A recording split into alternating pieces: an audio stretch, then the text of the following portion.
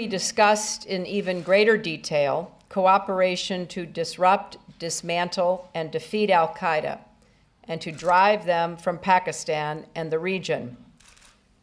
We will do our part, and we look to the government of Pakistan to take decisive steps in the days ahead.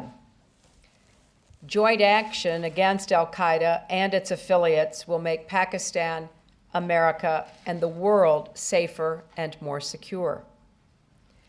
But I want to underscore a point that I made in public in the last weeks and made again privately today to the President, the Prime Minister, and others.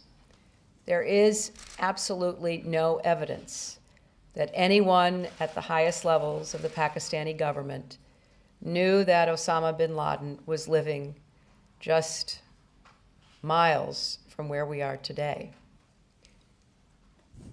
And we know that al-Qaeda has been a source of great pain and suffering to the leadership that has been in every way attempting to eradicate the threat that is posed. But we know we have to redouble our efforts together. That is the way forward.